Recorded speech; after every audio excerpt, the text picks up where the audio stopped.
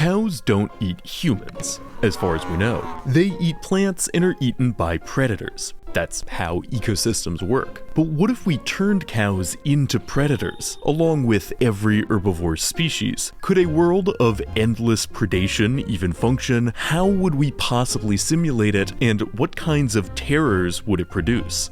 Let's go down the list. First problem, energy. Flip a switch that turns all life into predators, and you'll very quickly have no more life. In nature, carnivores eat herbivores, which eat producers, which eat the sun. But if we remove the producer plants that convert sunlight into chemical energy, we'll have no base to build our all-predator utopia upon. And it's not like there are predatory plants. Oh wait, there totally are. Flytraps, pitcher plants, sundews deprive our leafy friends of nitrogen, and they'll get a craving for flesh. So let's say all photosynthetic plants in our alternate Earth moonlight in carnivory, and now we can have vegetation while technically staying all predators. Okay, but plants only transfer energy to animals when eaten, which leads us to issue 2, herbivores. Swap Earth's A+ prey over to the predator track, and not only would the biosphere collapse, but so too would said species' grades in not starving. To illustrate, elephants are pretty tough. Throw an elephant into the ring with virtually any animal and the one with the trunk is taking home the belt. But just because elephants can easily KO a testy buffalo doesn't mean they could run one down predator style. An elephant's top speed is maybe half a water buffalo's, a quarter of a gazelle's. If they want to pass Carnivore 101, something needs to change. This gets us to the core of our herbivore versus carnivore dilemma. What makes a good plant eater usually makes for a terrible meat eater. Reversing things, though a deer could outrun a wolf, even if they had sharp teeth, actually subduing one is out of the question. A deer adapted for predation would need to look completely different. Likewise, our carnivorous elephant will require more than new dentures. They'll likely have to be lighter and faster, with body parts specifically adapted to neutralizing prey after catching up to them. There's a lot more to say about how insane animals in our all-predator ecosystem will look, but the more immediate issue is, again, if nobody is eating plants, there's no energy coming in, and the planet will be out of order in a week. Nature has a fix here, albeit a horrifying one. See, horses already hunger for flesh. Oh, they might prefer grass, but place a rodent or baby animal in front of them and it's chow time. Deer will do the same, so will cows, giraffes, rabbits, hippos. The disturbing truth is, in nature, categories aren't clean and nobody likes passing up on free nutrients. But that goes both ways. Wolves will sometimes eat plants, same with bears. So, all told, primary consumers in our predator world could still eat a sustainable quantity of plants, while technically remaining facultative carnivores/omnivores. So to make this work, let's just tweak how nutrition functions in this reality so that any grazers also need to stay on that predator grind set. So that's herbivores fixed, but now predators have a problem. Because to be a predator of predators, a hunter in a reality where grass eaters are also honed for the hunt, would be a tricky job indeed. It's possible we'd see predators adopt defenses typically just for prey. Physical barricades like spines or shells, active deterrents like horns and antlers, maybe even some chemical spray. It may sound outlandish, but you can see examples of this in nature. Compare, for instance, tigers and scorpions. Tigers are privileged, streamlined and fast and unarmored because no one eats them and they eat everyone. Scorpions, meanwhile, are in the nightmare zone of the food web. They're carnivores that eat insects and mice twice their size, but are also prey themselves. Hence why scorpions must be armed from tip to tail in a way few predators are. And brief aside, ever notice how no predators have horns? You'd think some spiky bits would be helpful, but with the dubious exception of certain lizards, horns are only for the hunted. On hunters, they might seemingly get in the way. But in a reality where that herd of bovines are just as likely to flip the script and eat you, investing in some defense might be a good call. We can get a better sense of what specific traits our predators of predators would favor through simulating natural selection. This program by MinuteLabs.io, inspired by those great evolution videos from the channel Primer, essentially works by throwing a bunch of blobs into an environment with limited food, and with each generation the blobs favor better and better traits. When a blob gets big enough, it can eat other blobs, so let's mess with their stats to make them mostly carnivores and see what happens. Many generations later, what's notable is that while a lot of blobs stay big and bad, just like in nature, smaller builds prioritizing keen senses and raw speed manage to eke out their own niche. Goes to show that even in a world of predators, there'd be diversity. Agile pursuit predators, ambush predators, insectivores with sharp eyesight, you can see such variety in the world today. And it's worth re-emphasizing, we didn't tell the simulation to mimic natural patterns. It just did so through the blind force of selective pressures and the laws of energy efficiency. Not every predator can be at the top. Which is indeed problem 4, apex predators. Predators of predators are essential keystones for ecosystem health, but what could be a head predator in a world like this one? There's two possible answers, the first of which is its own massively insane rabbit hole, so let's start with the second. Simply put, even in hyper-competitive ecosystems, apex predators still tend to emerge. After millions of years of theropods jockeying for dominance, the old T-Rex enjoyed a lengthy, uncontested reign with almost no rivals. Time and sufficient pressure will forge monsters among monsters. Of course, trying to determine what specific species would go on to become apex hunters in our new timeline is pure conjecture, but that's kind of what we're here for. Give all species on Earth a fighting chance at predation, and you'd likely see some very unexpected candidates rise to the top of their ecosystems. While it might seem improbable for kangaroos to become colossal predators or koalas to become ambush hunters, stranger candidates have become top carnivores before. Bringing it back to the dinos, the ancestor of the T-Rex and other theropods was a tiny, chicken-sized omnivore, hardly the betting pool's favorite for becoming the largest hunter on land. Give predation to the masses, and monster predators could truly come from anywhere. We also need to remember that monster predators might not look like we expect. The deadliest predator on Earth today is arguably the dragonfly, with a 95 to 97% successful hunt rate. Lions, you wish.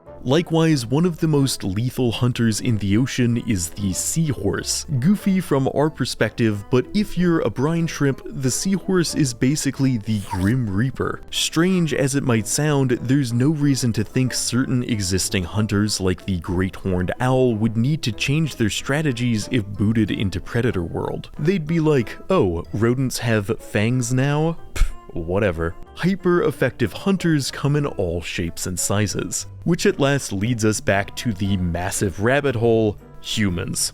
Would squishy Homo sapiens once again ascend to the top of the food web in this alternate timeline, or might a different species be taking the top spot? This is the biggest missing piece in determining the fate of Predator World, and an exceedingly tricky question to answer. Like, imagine you're a Stone Age tribesperson living at the end of the last glacial maximum. How do you like your chances in this world where anything, pure predator or no, sees you as a potential food source? To simulate this experience, I'll be playing Minecraft with its code modified so that all species try to eat me. I only use the most advanced tech on this channel. Okay, crudeness aside, the experience of surviving in an ecosystem where there's absolutely zero safety in any species was surprisingly illuminating. Funny though it was to be pursued by a pack of carnivorous chickens, always being on the run meant my plans for tools, shelter, and sustainable food food were pushed out of my brain by the constant need to stay alive. Though hardly a controlled experiment, I found myself doing very little home building or weapon crafting because literally all I could think about was where to get my next meal and how to avoid becoming one. This, one can easily assume, would be the experience of primitive humans in Predator world. An experience that doesn't seem particularly conducive to building civilization. And indeed, a lot of the tools required for a civilization starter pack might be walled off entirely in this timeline. Most obviously, animal domestication.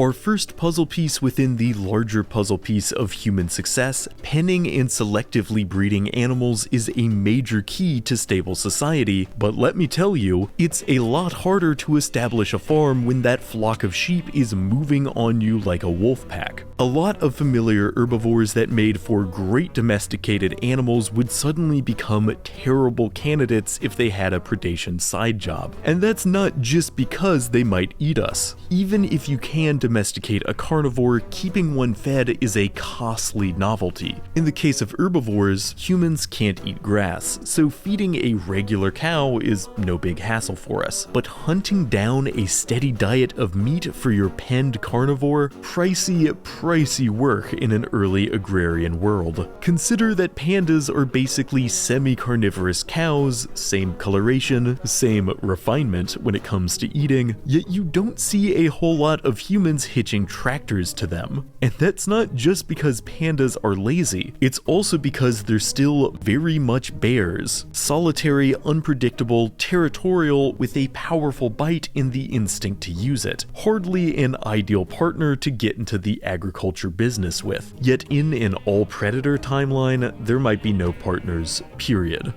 So, are humans cooked? Well, I'd hardly say we're out of the oven, but there are other factors to consider. Sure, trying to tame a carnivorous, pack-hunting horse is a horrifying prospect. Attempting to do so in Minecraft definitely made me appreciate how fast these monsters are, but horses are only horses because humans got their grubby domesticating hands on them. Early prehistoric equines were both smaller and not as singularly bred for speed. And while I don't relish the idea of getting attacked by, like, a pony, it sounds a fair bit more manageable. And humans have managed to strike bargains with similarly sized facultative carnivores in the past. Wolves are indeed the first animals we ever domesticated, dangerous beasts who nonetheless hunted and lived alongside us and got more and more used to following orders and eating whatever scraps we had left over. Modern dogs are proof that under the right circumstances, predator domestication is not only possible, it can be an award-winning success.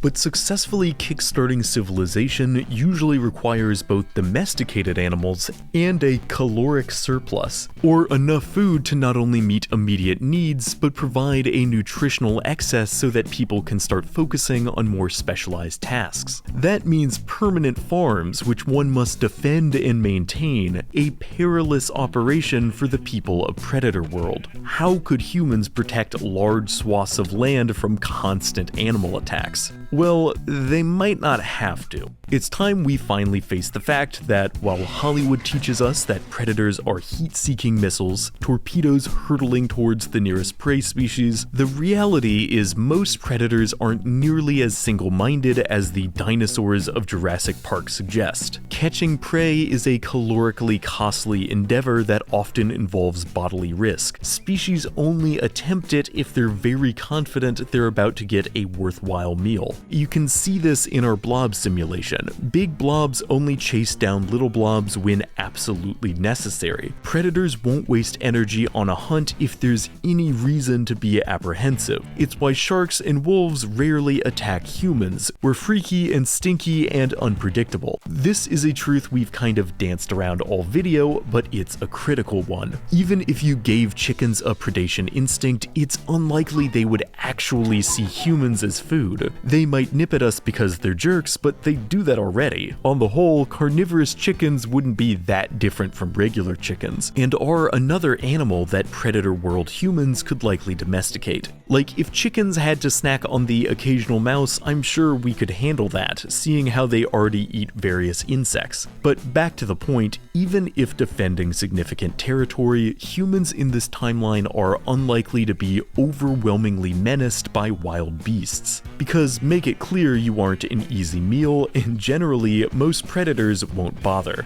So it seems like humans might be able to maintain the farmland and domesticate the animals required to reach the top of all predator reality after all. But there's one other, more disturbing possibility for this world's apex hunter. A species adapted specifically to hunt humans. Because here's the thing, for early hominids, animal attacks were a part of life. Big cats, hyenas, wild dogs, crocodiles, all occasionally snacked on our ancestors according to the fossil record. Yet for the most part, these animals were not human hunting specialists. Hominids rolled onto the evolutionary scene rather quickly, and they had a habit of traveling to new ecosystems where predators were unfamiliar with them, making them a rare food source. There's tangential evidence one big cat species learned to feed on hominids specifically, but it's been increasingly debunked. Humans simply power-walked their way to civilization too quickly. But say, in predator reality, hominids made slower progress, giving more and more opportunity for carnivores to adapt to our behaviors, until eventually a species emerged that knows our every weakness and hunts us with ease.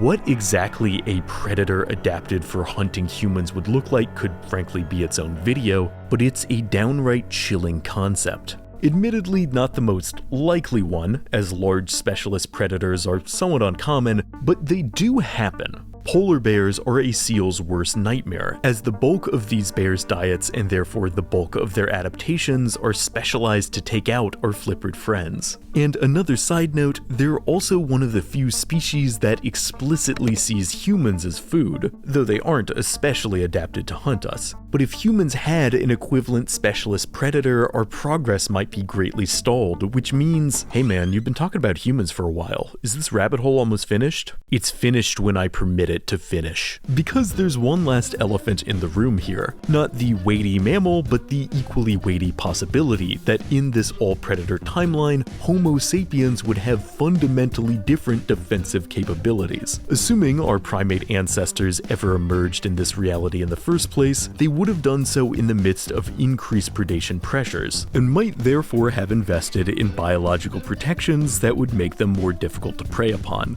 We are admittedly pretty far out on a hypothetical limb here, but pushing past uncertainties is what this video is all about, because, brief rant, there are plenty of other potential issues with predator reality we've had to gloss over. For instance, even if the majority of predators were also eating plants, there's probably still not enough energy to go around without modifying vegetation itself. It's also true that trying to be a top herbivore and a top carnivore at the same time tends to be inefficient, which is why most species find success in emphasizing one or the other. So even if someone was crazy enough to create Predator World through means of genetic engineering, give it a few tens of millions of years and there's a chance natural selection would just sort species back out into mostly herbivores and mostly carnivores, unless you keep your thumb on the scale. But the point of a thought experiment is to experiment, not to hit a dead end and just give up.